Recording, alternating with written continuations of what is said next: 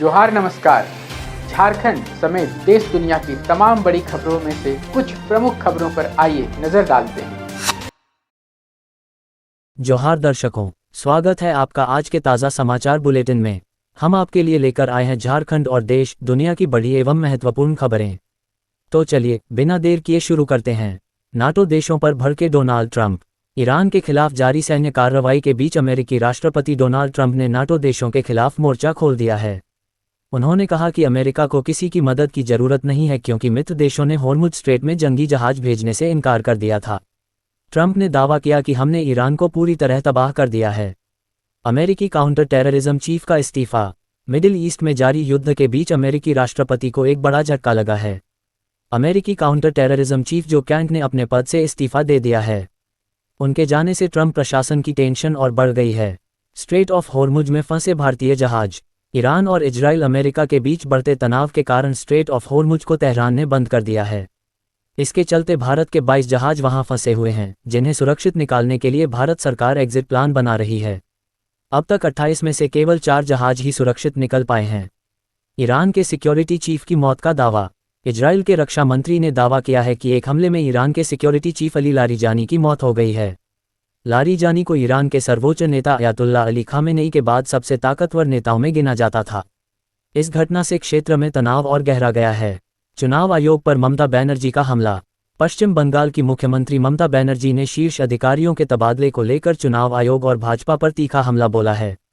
उन्होंने आरोप लगाया कि भाजपा के इशारे पर ईद से पहले अफसरों को हटाकर दंगे भड़काने की साजिश रची जा रही है।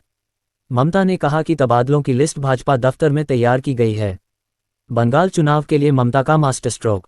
ममता बनर्जी ने उम्मीदवारों की सूची जारी करने से पहले खेल, शिक्षा और अल्पसंख्यक समुदायों के बड़े चेहरों को टीएमसी में शामिल किया है। उन्होंने शिवशंकर पॉल और मुफ्ती मतीन जैसे नामों के जरिए उत्तर बंगाल और सीमावर्ती जिलों में विपक्ष की घेराबंदी की है। इसे आगामी चुनाव के लिए एक बड़ा राजनीतिक कदम माना जा रहा है। नीतीश कुमार की इफ्तार पार्टी और सियासी हलचल। बिहार में जेडीयू की इफ्तार पार्टी के दौरान मुख्यमंत्री नीतीश कुमार की बदली हुई बॉडी लैंग्वेज ने सियासी चर्चाएं तेज कर दी हैं। कार्यक्रम में उनका टोपी उतारना और जल्दी वापस लौटना लोगों के बीच कौतूहल का विषय बना रहा। इस दौरान उनके बेटे निशांत कुमार की सक्रियता पर भी सबकी नजरें टिकी रहीं। बिहार में सीएम पद की दावेदारी पर चर्चा। जेडीयू मंत्री अशोक चौधरी ने नीतीश कुमार के बेटे निशांत कुमार की संभावित राजनीतिक भूमिका को लेकर बड़ा बयान दिया है। उन्होंने कहा कि अगर कम पढ़े लिखे लोग बड़े पदों का दावा कर सकते हैं तो एक इंजीनियर क्यों नहीं। इस बयान के बाद बिहार की राजनीति में उत्तराधिकार को लेकर अटकलें तेज हो गई हैं। बंगाल में चुनाव आयोग की बड़ी कार्रवाई। पश्चिम बंगाल चुनाव को देखते हुए चुनाव आयोग बेहद सक्रिय नजर आ रहा है और उसने 19 आईपीएस अधिकारियों का तबादला कर दिया है। इसके साथ ही शांतिपूर्ण चुनाव संपन्न कराने के लिए राज्य में 478 ऑब्जर्वर तैनात किए गए हैं। आयोग की इस सख्ती पर सत्ताधारी दल टीएमसी ने नाराजगी जताई है। मौसम का अलर्ट और बारिश की चेतावनी। देश के कई राज्यों में मौसम बिगड़ने का अलर्ट जारी किया गया है, जिसमें दिल्ली और यूपी भी शामिल हैं। मौसम विभाग के अनुसार 18 से 21 मार्च के बीच भारी बारिश, गरज के साथ छींटें और ओलावृष्टि की संभावना है। असम में आए तूफान के कारण पहले ही एक व्यक्ति की मौत हो चुकी है और हजारों लोग प्रभावित हुए हैं। असम में तूफान का कहर। असम के कई जिलों में भारी तूफान और बारिश ने जनजीवन अस्त व्यस्त कर दिया है। इस प्राकृतिक आपदा में एक व्यक्ति की जान चली गई है और 8000 से अधिक लोग बेघर या प्रभावित हुए हैं। राज्य सरकार राहत और बचाव कार्य में जुटी हुई है। ममता बनर्जी ने टीएमसी विधायकों की छुट्टी की। बंगाल चुनाव से पहले ममता बनर्जी ने एक कड़ा फैसला लेते हुए टीएमसी के 75 मौजूदा विधायकों का टिकट काट दिया है। उनकी जगह नए और युवा चेहरों को मौका देने की योजना बनाई गई है। पार्टी के इस फैसले से कई पुराने नेताओं में असंतोष के स्वर भी उठ रहे हैं। भवानीपुर में ममता बनाम शुभेंदु का मुकाबला। शुभेंदु अधिकारी ने नंदीग्राम के बाद अब भवानीपुर में ममता बनर्जी को चुनौती देने का ऐलान किया है। भाजपा ने इसे दीदी के गढ़ में दादा का खेला करार दिया है। भवानीपुर की जंग इस बार बंगाल चुनाव का सबसे बड़ा आकर्षण केंद्र बनने वाली है। शेयर बाजार में भारी गिरावट। वैश्विक तनाव और मिडिल ईस्ट युद्ध के असर के कारण भारतीय शेयर बाजार में आज बड़ी गिरावट दर्ज की गई।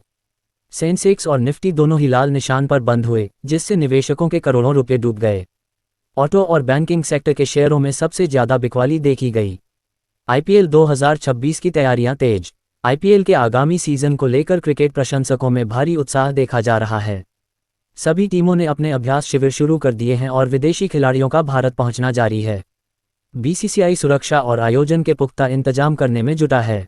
बोर्ड परीक्षाओं के परिणाम की सुगबुगाहट। विभिन्न राज्यों के शिक्षा बोर्ड ने कॉपियों के मूल्यांकन का कार्य लगभग पूरा कर लिया है। छात्र बेसब्री से अपने परीक्षा परिणामों का इंतजार कर रहे हैं, जो अप्रैल के पहले सप्ताह में जारी हो सकते हैं। शिक्षा विभाग ने परिणाम घोषित करने के लिए तकनीकी तैयारियां पूरी कर ली हैं। डिजिटल अरेस्ट के मामलों में बढ़ोतरी। देश भर में डिजिटल अरेस्ट के जरिए साइबर ठगी के मामले तेजी से बढ़ रहे हैं, जिसे लेकर सरकार ने अलर्ट जारी किया है। ठग खुद को पुलिस या सीबीआई अधिकारी बताकर लोगों को डरा रहे हैं और उनसे पैसे ऐंठ रहे हैं। गृह मंत्रालय ने नागरिकों को ऐसे किसी भी कॉल पर अपनी जानकारी साझा न करने की सलाह दी है। कोरोना के नए सब वेरिएंट पर नज़र। स्वास्थ्य मंत्रालय ने कोरोना के एक नए सब वेरिएंट के बढ़ते मामलों को देखते हुए राज्यों को सतर्क रहने को कहा है। हालांकि स्थिति अभी नियंत्रण में है, लेकिन भीड़भाड़ वाली जगहों पर मास्क लगाने की सलाह दी गई है। अस्पतालों को ऑक्सीजन और दवाओं का स्टॉक चेक करने के निर्देश दिए गए हैं। पेट्रोल डीजल की कीमतों में बदलाव की संभावना।